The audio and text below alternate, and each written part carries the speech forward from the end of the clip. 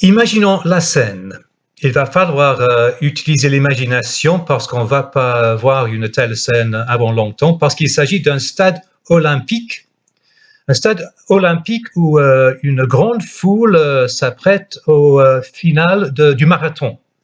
Ils attendent avec impatience l'entrée des coureurs qui ont déjà couru les 40 et quelques kilomètres, mais qui terminent l'épreuve dans le stade.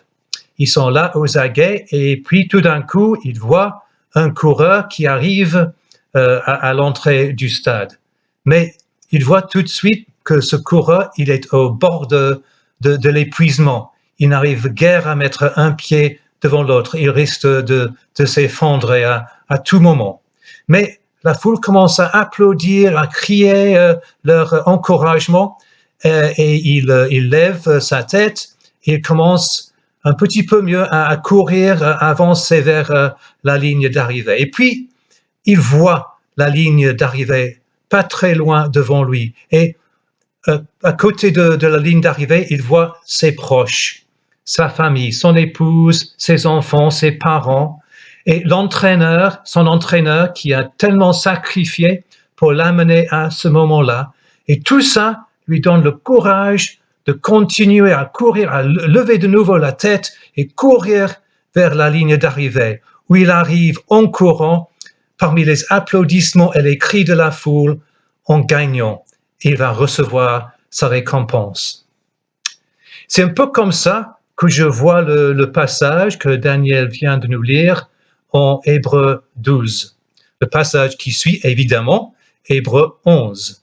Et ceux qui font partie de l'Église protestante évangélique de Châteauroux savent que j'ai fait récemment une série sur Hébreux 11 où on nous raconte les grands héros de la foi dans l'Ancien Testament, Abraham, Moïse, etc. Les gens qui ont vécu avec le Seigneur, qui ont souvent dû surmonter des épreuves rudes, mais qui ont gardé la foi. Et puis, le début de Hébreux 12, évidemment, c'est la suite. J'avais prévu déjà de faire une prédication sur ce passage. Ça a été un petit peu retardé par les événements, mais nous voilà arrivés à ce passage-là.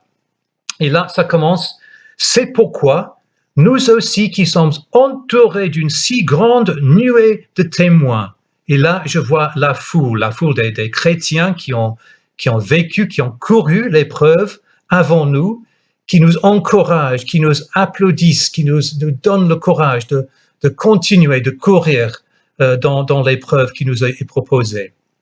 Et ça continue. Débarrassons-nous de tout fardeau ou du péché qui nous cerne si facilement de tous côtés et courons avec endurance l'épreuve qui nous est proposée.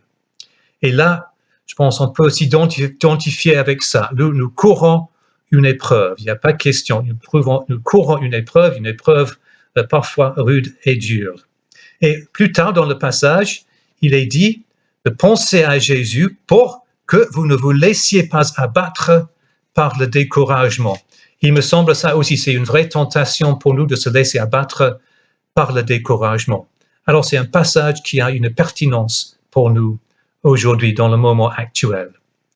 Alors comment persévérer? Comment continuer à courir? Comment courir avec endurance l'épreuve qui nous est proposée? Alors le passage nous donne 3 éléments. Et je vais vous juste brièvement parcourir ces 3 éléments. D'abord, débarrassons-nous de tout fardeau et du péché qui nous cerne si facilement de tous côtés.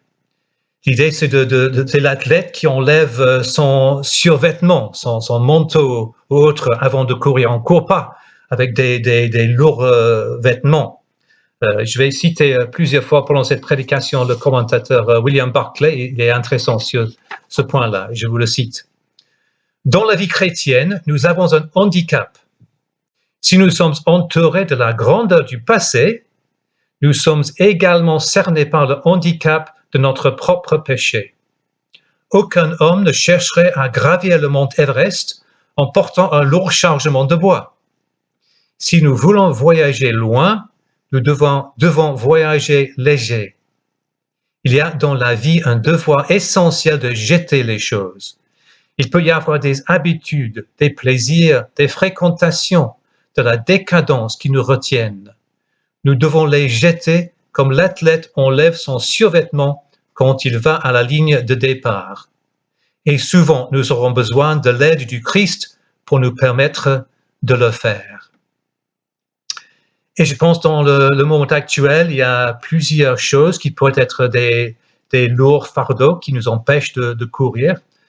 Je pense à une obsession malsaine avec les informations. Oui, comme on dit toujours, il faut s'informer, il faut connaître les faits, mais après, on peut être tellement pris, tellement accroché aux infos que ça devient une obsession, une préoccupation malsaine. Ça aussi, c'est quelque chose à enlever. Ça peut être une peur disproportionnée. Évidemment, il y a des raisons d'avoir peur, il faut avoir une prudence, respecter les consignes, etc. Mais ça peut aller beaucoup plus loin et devenir une peur disproportionnée qui ne prend pas en compte que nous avons un Seigneur qui nous garde, qui nous protège, qui a nos vies entre ses mains. On peut manquer de confiance en lui. Il y a aussi peut-être un repli sur soi, à oublier les autres, à penser que c'est à tous les autres de m'appeler, de prendre soin de moi, plutôt que d'aller vers les autres, de les appeler pour voir comment ça va. Et puis, il y a s'apitoyer sur son sort et oublier les bienfaits du Seigneur, qui nous donne le beau ciel, les arbres, les fleurs, et qui donne la vie, les amitiés, etc. Et aussi oublier qu'il y a beaucoup d'autres personnes qui ont dans des situations beaucoup pires que la nôtre.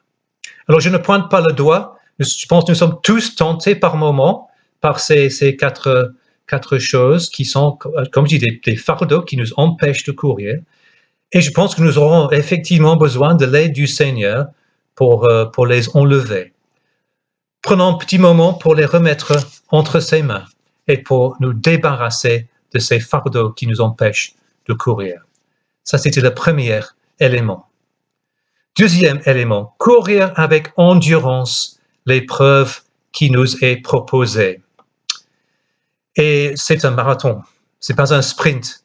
Déjà, la vie, c'est un marathon, mais cette période de crise, de pandémie, de confinement est effectivement un marathon. Et je sais que pour certains, ça paraît énormément long d'être privé du contact humain personnel. C'est un marathon, c'est dur. Et dans un marathon, effectivement, il est dur par moment de continuer, sinon on n'aurait pas besoin de l'endurance. Écoutons ce que dit William Barclay à ce propos. Dans la vie chrétienne, nous avons un moyen. Cela signifie une endurance inébranlable. Le mot grec est hypomoné, qui ne signifie pas le fatalisme qui s'assoit et accepte les choses telles qu'elles sont, mais la patience qui les maîtrise. Ce n'est pas quelque chose de romantique qui nous donne des ailes pour survoler les difficultés et les endroits difficiles.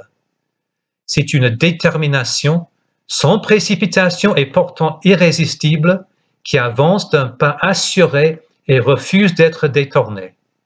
Les obstacles ne l'arrêtent pas et les découragements n'enlèvent pas son espérance.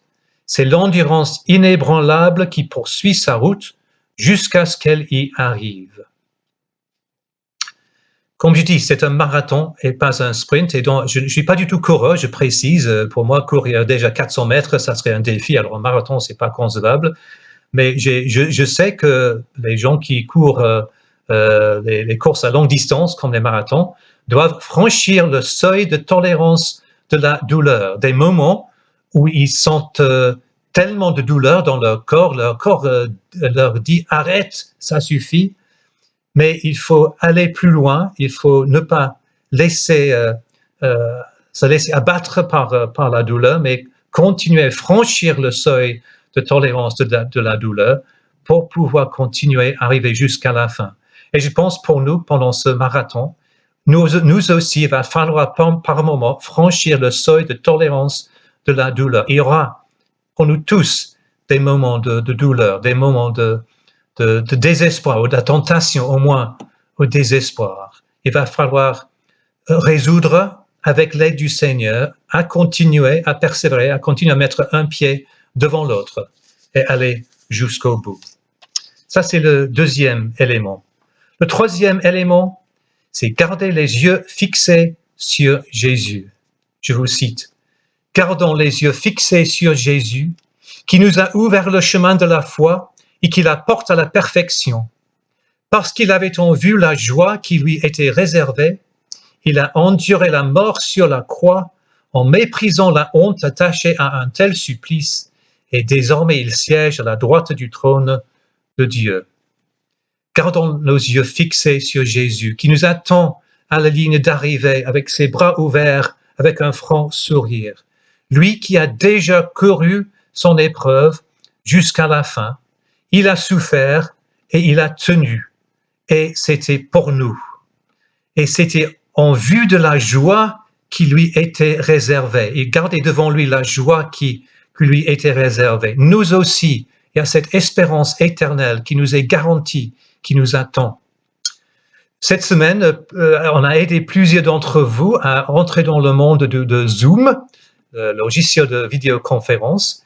Et ça n'a pas toujours été facile au début, il y a quelques soucis techniques, mais la joie quand enfin on s'est vu sur l'écran, ça a bien valu la peine d'avoir persévéré avec les soucis techniques.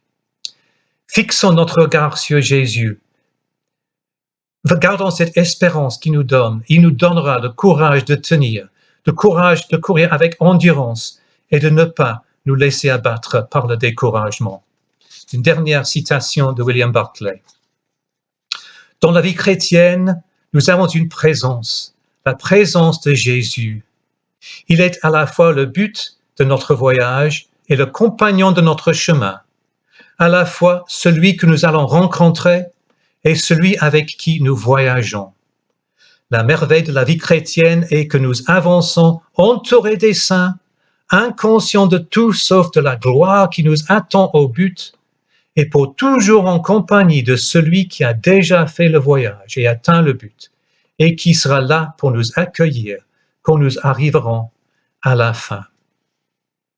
Alors, chers frères et sœurs, débarrassons-nous de tout fardeau qui nous empêche de courir. Courons avec endurance l'épreuve qui nous est proposée et gardons nos yeux fixés sur Jésus qui a déjà couru et qui nous attend à la ligne d'arrivée pour nous accueillir le moment venu.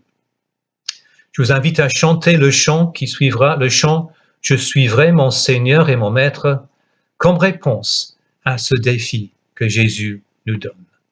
Amen.